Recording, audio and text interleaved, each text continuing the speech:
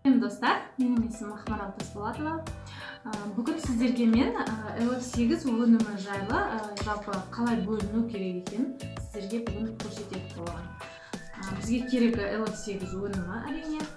Одан кейін мінекей бір ақ қағаз. Осы ақ қағазды аламыз және осы LF8 өнімін бір капсуласын ашып, міне ақ қағазға осылай төгеміз. Бізге керегі мынандай ақ қағаздар өздеріңіз бір таза қағазды алып, қайшымен қырқып осылай дайындап қойсаңыздар болады. Мысалы, капсуланы екіге бөлу керек болса, және де бізге мынандай визитка сияқты немесе осындай қатты құралдар бола береді. Капсуланы ашып болғаннан кейін, мінекей визиткамен былай осы қатты қағазбен бәрін бірдей қылып туралап аламыз.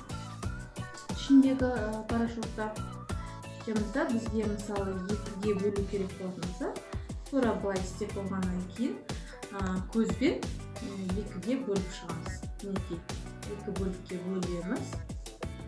Сөйтемізді, мысалы бірінші бөлігін қағазды былай қайырамыз. Қайырып астына қоямыз және бірінші бөлігін осылай қағазға саламыз.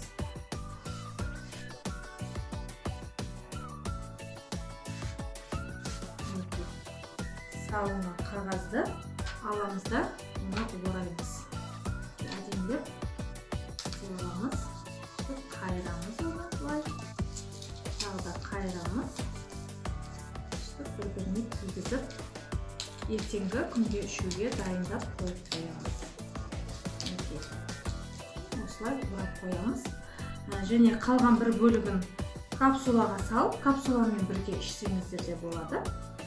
Капсуласында ішу керек, себебі капсуласында пайдасы өте күшті. Құрамында балдырлардан жасалған. Бұны бетке маска да жасауға болады.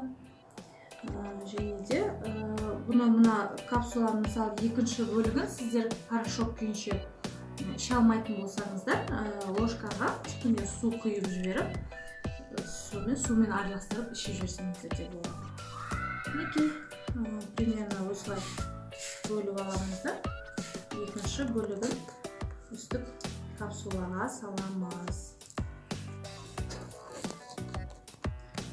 Примерно осылай салып қойыңыздар. Міне ішесіздер. Мінекей, осылай бөлуге болады.